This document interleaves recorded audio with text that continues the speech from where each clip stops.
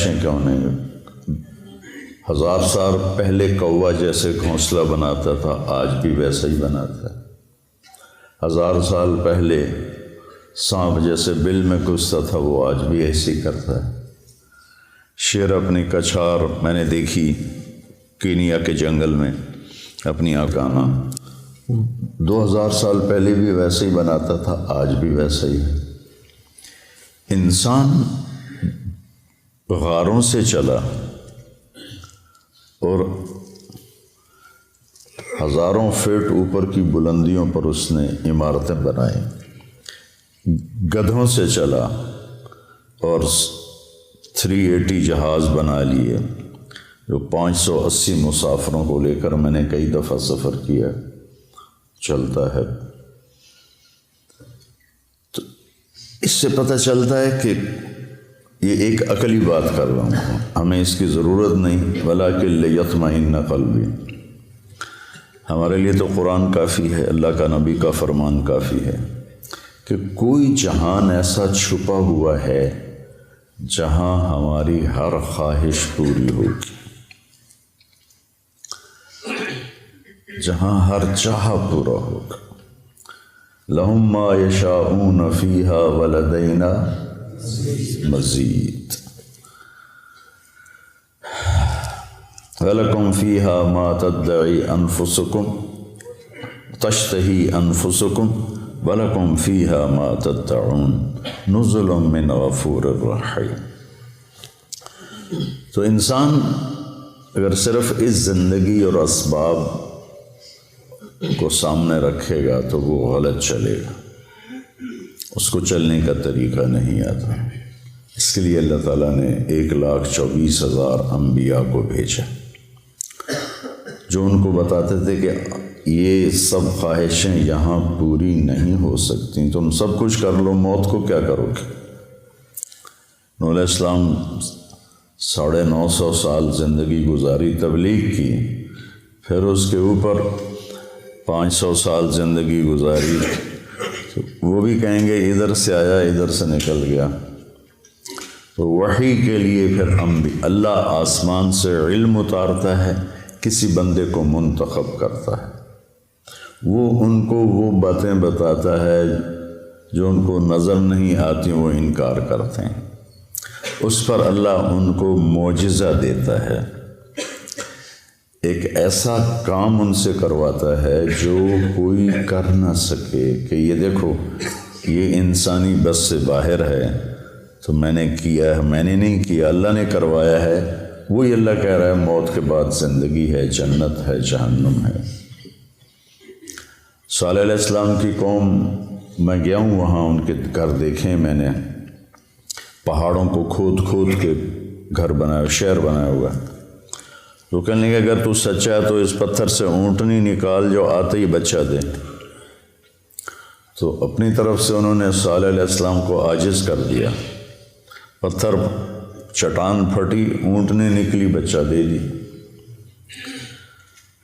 فرعون کہتا ہے کہ تو کہاں سے نبی بن کے آ گیا؟ کہ اولو جئتک بشیء مبین، اگر میں تمہیں کوئی دکھاؤں کارنامہ، قال فات بہ ان کنت من الصادقین فالقى عصاہ فاذا ہی ثعبان مبین۔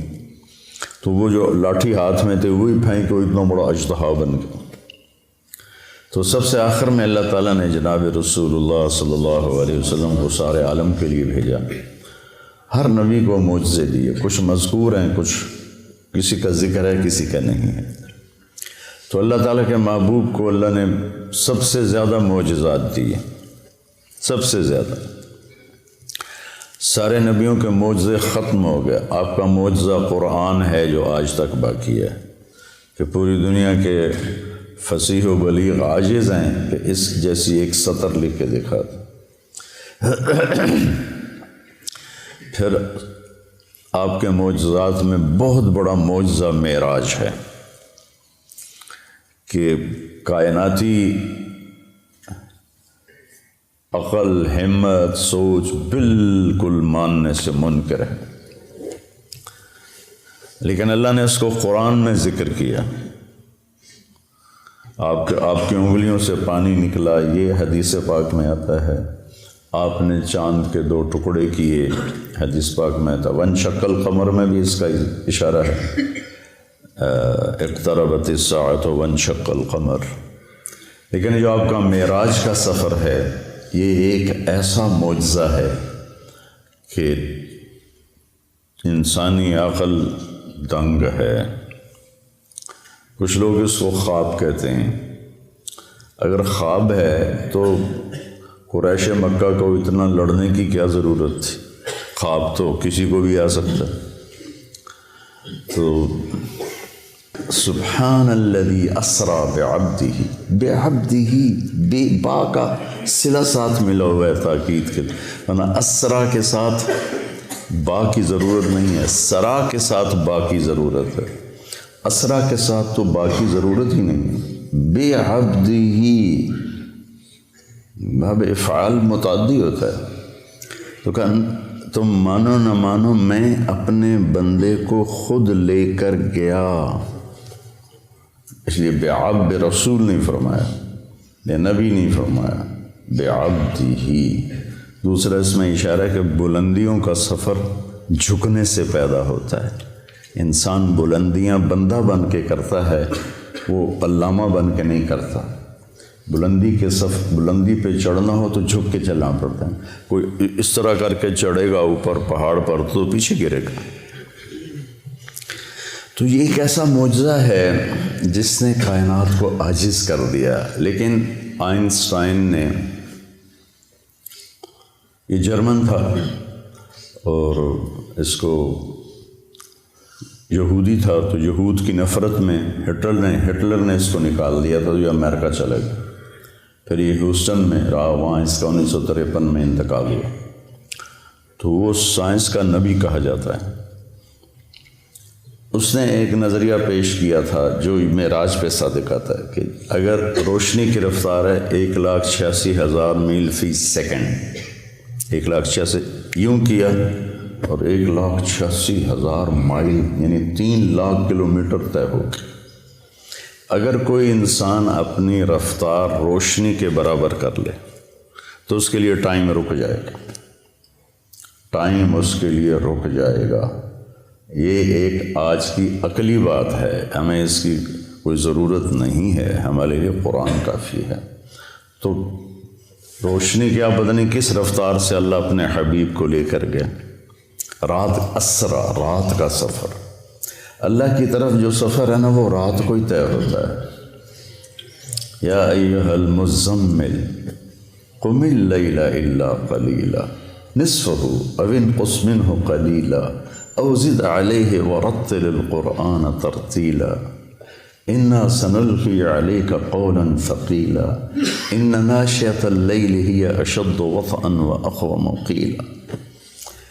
رات کا اس وباللیل وبالاسحار هم یستغفرون کانوا قلیلا من اللیل ما یہجعون وبالاسحار هم یستغفرون۔ اللہ تعالیٰ بتانا چاہتے ہیں کہ میرے نبی کے ساتھی بہت تھوڑا سوتے ہیں، یہ بتانا چاہتے ہیں۔ کانوا قلیلا من اللیل ما یہجعون۔ تو اس کے ہر لفظ پہ غور کرنا کہ تھوڑا ہونے کا مطلب کیسے پایا جاتا۔ کانا فعل ناقص، تو تھوڑا کا مطلب آ گیا۔ قلیل ویسے ہی تھوڑا، من تبعیض کا ہے، جو چیز کو باز کر دیتا ہے وہ بھی تھوڑا۔ من اللیل ما مصدر کا ہے جو فعل کو مصدر بنا دیتا ہے، چھوٹا کر دیتا ہے۔ حجا مختصر نیند کو کہتے ہیں، گہری نیند کو نہیں کہتے ہوئے صبح آپ کو اٹھا رہے ہیں، فجر ہو گئی، اٹھو اٹھو اٹھو، کم نیند۔ کانو تھوڑا، قلیل تھوڑا، من اللیل تھوڑا، ما تھوڑا، حجا تھوڑا، اور پھر وبالاسحار ہم یستغفرون، اور پھر وہ پچھلی رات کو بیٹھے استغفار کر رہے ہوتے ہیں۔ تو رات کے جاگنے کی بیٹا عادت ڈالو، اچھا 2 نفل پڑھ کے 2 نفل پڑھو، لیکن کوئی نہ کوئی تمہارا نام آ جائے کہ یہ بھی رات کو ماتھا ٹیکتے تھے. رات ہی اللہ کہ نبی پر وہی رات کے وقت اتری جب آپ غار حرا میں تھے. دن میں جبریل نے رات کو آئے، پیر کی رات کو تشریف لائے اندھیرے میں. تو خیر اس اسرا بعبدہ کا لفظ بتا رہا ہے کہ اللہ تعالیٰ جسمانی طور پر لے گئے. خواب میں تو کہیں بھی چلے جاؤ. میں جنت میں گیا، جنت دیکھی میں نے خود 2 دفعہ. تو خواب تو کسی کو بھی آ سکتا ہے. تو اللہ تعالیٰ نے اپنے محبوب، یہ بلندی کب آئی؟ جب آپ تھک کے چور ہو گئے. 10 دن کے اندر 2 آسرے اللہ نے اٹھا لیے. حضرت ابو طالب باہر تھے، حضرت خدیجہ اندر تھی. 10 دن کے وقفے سے دونوں فوت ہو گئے. تو آپ ٹوٹ گئے اور بکھر گئے. ابو لہب نے پہلے کہا کہ میں اب تیرا کفالت کروں گا. تو ابو جہل نے کہا تو کرے گا کفالت؟ جو محمد کا قرآن کہتا ہے تبت یدا ابی لہب و تب. تو اس کا میٹر گھوم گیا. اس نے حرم میں اعلان کیا بنو ہاشم کی کوئی کفالت نہیں ہے محمد کے لیے صلی اللہ علیہ وسلم، جو مرضی کرو. اس کے بعد وہ اوجھڑیاں ڈالی گئیں اور گردن میں کپڑا لپیٹ کے اس کو مروڑا گیا اور گھسیٹے گئے، تھپڑ پڑے. یہ حضرت ابو طالب کی وفات کے بعد ہوا ہے. وہ پہلے رکاوٹ تھے. تو جب آپ بے بس ہو گئے تو آپ نے طائف کا سفر کیا. طائف کے سفر میں جو پتھر پڑے میں نے وہ جگہ دیکھی ہے. وہ پرانا طائف ہے، وہاں مجھے لے گئے کہ کتنے 3 میل آپ دوڑتے رہے اور پتھر پڑتے رہے. جب آپ مکہ واپس پہنچے تو آپ اس قدر کفار کی وہاں مطلب ان کا ایسا خوف چھایا ہوا تھا کہ آپ مکہ میں داخل نہیں ہوئے. آپ نے سہیل ابن عمر کو پیغام بھیجا مجھے پناہ دو، تمہاری پناہ میں مکہ میں آنا. یہ اسباب کی دنیا ہے، نبی بھی اسباب اختیار کرتے ہیں. اگر آپ چلے بھی جاتے کوئی روکنے والا نہ ہوتا. اس نے کہا میں نہیں دیتا. پھر آپ نے اخنس بن شریک سے کہا کہ مجھے پناہ دو. اس نے کہا میں نہیں دیتا. پھر آپ نے صفوان بن امیہ کو پیغام بھیجا، اس نے بھی انکار کر دیا. پھر آپ نے مطعم بن عدی کو پیغام دیا. تو مطعم بن عدی اپنے بیٹوں کو لے کر آیا اور آپ کو تلواروں کے سائے میں حرم شریف لایا. کہا کہ یہ آج کے بعد میری پناہ میں ہیں، کوئی ان پہ ہاتھ نہیں اٹھائے گا. ابو جہل نے پوچھا تم اپنے مذہب پر ہو یا محمد کے مذہب پر؟ کہا نہیں میں اپنے مذہب پر ہوں، اپنے دین پر ہوں. کہا ٹھیک ہے پھر ہم اس کی رعایت کریں گے. اس واقعے کے بعد معراج کا واقعہ ہوا کہ جب آپ ٹوٹ گئے اور پس گئے. الا منتقلونی، کیا درد ہے ان الفاظ. الا منتقلونی، یا اللہ تو نے مجھے کن کے حوالے کر دیا. جو طائف کے بعد کی دعا ہے، اشکو الیک طوف قوتی وقلت حیلتی وحوانی علی الناس. یہ حوانی علی الناس میں جو پکار اور فریاد ہے پہاڑوں کو پگھلا دے. یا اللہ تو نے مجھے لوگوں کے سامنے بے بس کر دیا. پتھر مار مار انہوں نے میرا یہ حال کر دیا. الا منتقلنی، کس کے حوالے تو نے کر دیا. اس کے بعد پھر اللہ تعالیٰ کا نظام چلا. چلیے یا رسول اللہ، اللہ ملاقات کے لیے بلا رہے. اسرا، سبحان الذی اسرا. تمہیں بھی اگر معراج چاہیے تو نماز ملی ہوئی ہے. الصلاۃ معراج المؤمنین ایک عام مقولہ ہے. نماز کو خوبصورت بنا لو تو اللہ معراج کا ذائقہ نصیب فرمائے. تو آپ حضرت ام ہانی کے گھر میں تھے، وہاں سے آپ کو حتیم لے جایا گیا اور 2 تھال تھے سونے کے، ایک میں زمزم کا پانی تھا اور ایک میں نور تھا. تو جبریل نے ایسے کر کے ہاتھ پھیرا اور آپ کا سینہ چاک ہو گیا اور آپ کا دل نکال کے باہر لے لیا اور آپ دیکھ، میرا بھائی دل کا ڈاکٹر ہے نا، تو اتنا حساس آپریشن ہوتا ہے اس کا، وہ دل نکالتے نہیں، دل وہیں ہوتا ہے، اور اس کو پوری ایک مشین کے ساتھ مصنوعی سانس دیا جاتا ہے، وہ مشین بند ہو جائے آدمی مر جاتا ہے، لیکن جبریل نے دل کھینچ کے باہر نکال لیا، پھر اس کو 2 ٹکڑے کر دیا، پھر اس کو زمزم کے پانی سے دھویا، اور پھر اس میں وہ جو نور لائے تھے وہ سارا اس کے اندر بھرا، پھر اس کو ایسے کیا تو وہ بند ہو گیا، پھر اپنی جگہ پہ رکھا تو رگیں آ کے جڑ گئیں اپنے آپ، سبحان فعال لما یرید، تیرا رب جو چاہے کر دے، اور پھر ایسے ہاتھ پھیرا، یہاں سے لے کر یہاں ناف سے نیچے تک چیرا تھا دل کو، پیٹ کو بھی دھویا، پیٹ کو بھی دھویا اور دل کو بھی دھویا، اور یہاں سے لے کر یہاں تک پیٹ کو چاک کیا، پیٹ کو کاٹا، اور کوئی نشان نہیں تھا، جب جبریل نے ہاتھ پھیرا تو ویسے کو ویسے تھا۔ پھر ایک سواری جو خچر سے چھوٹی، گدھے سے بڑی، براق، اس پر آپ کو باہر وہ کھڑی تھی سوار کرایا گیا، اور آپ نے فرمایا مجھے جبریل، وہاں جب اس پر سوار ہوا تو وہ کودنے لگا، تو جبریل نے کہا تیری پشت پہ ان سے افضل ہستی آج تک نہیں سوار ہوئی، یہ خاتم الانبیاء ہیں، تو ایک دم وہ پسینہ پسینہ ہو گیا۔ پھر وہاں سے آپ کو لے کر مدینہ آئے، کہ اتریے 2 نفل پڑھیے، یہ آپ کی ہجرت کی جگہ ہے۔ پھر وہاں سے آپ کو لے گئے کوہ طور پر، کہ یہ طور سینا ہے جہاں موسیٰ سے اللہ بات کرتے تھے، 2 نفل پڑھیے۔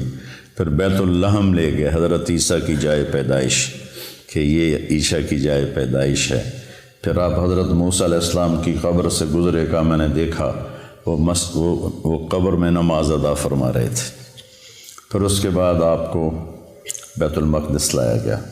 اب یہ واقعہ دونوں طرح کی روایت ہے، پہلے پیش آیا یا آپ کے اترنے کے بعد پیش آیا، کہ سارے ارواح انبیاء جمع تھی اس دن۔ وہ تو معبد ہی تھا، مسجد تو ہمیں ملی، پہلے مسجد تو تھی نہیں، کسی امت کو مسجد نہیں ملی، عبادت گاہ۔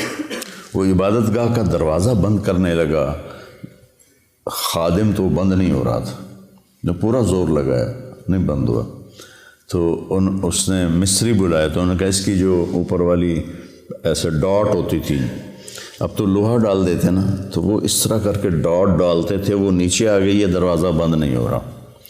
تو جو معبد کا پادری تھا اس نے کہا ڈاٹ نیچے نہیں آئی، آج آخری نبی کے آنے کا دن ہے، یہ ان کے استقبال میں دروازہ کھلا رہے گا۔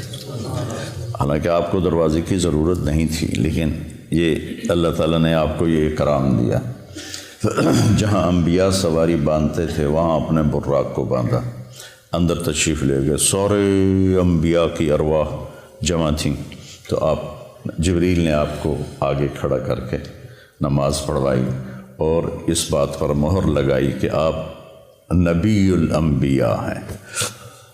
اب نبیوں کے بھی نبی ہیں، پچھلوں کے بھی نبی ہیں، اور اگلوں کے بھی آپ نبی ہیں، اور آپ آخری ہیں، آپ کے بعد کوئی نہیں ہے۔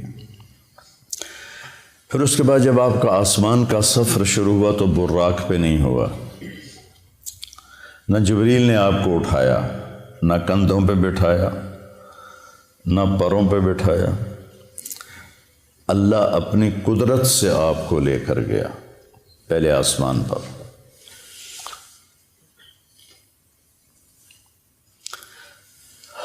دیکھو بچوں، ہر انسان چاہتا ہے مجھے عزت ملے، بلندی ملے، نام ہو، شہرت ہو، اور ذریعہ بناتا ہے صرف پیسے کو۔ لوگ سیاست میں آتے ہیں جی ہمارا نام ہوگا، وہ ایسے بے نام ہوتے ہیں کہ اگلا نام بھی چلا جاتا ہے۔ اللہ اس واقعہ سے بتا رہا ہے اگر بلندی چاہتے ہو، عزت چاہتے ہو، شہرت چاہتے ہو، نیک نامی، شہرت سے مراد برے معنی میں نہ جائے، نیک نامی تو ہر ایک کی طلب ہے، چاہتے ہو، اور دنیا میں بھی اپنی مقام اور وقار کو پیدا کرنا چاہتے ہو، تو اپنا آپ کو اللہ کے سپرد کر دو اور اللہ کے نبی کے سپرد کر دو، تمہیں بلندیاں ملتی چلی جائیں گی۔ لیکن جب قوم اس حال پہ پہنچی ہو کہ سود کے بغیر تجارت نہیں، جھوٹ کے بغیر کاروبار نہیں، تو پھر ذلت اور پستی کے سوا اور کیا ملے گا؟ پہلے آسمان پر گئے تو دستک دی، کسی کے پاس جانے کا، کسی بڑے کے پاس جانے کا ادب بھی بتایا گیا ہے۔ اللہ نے بلایا ہے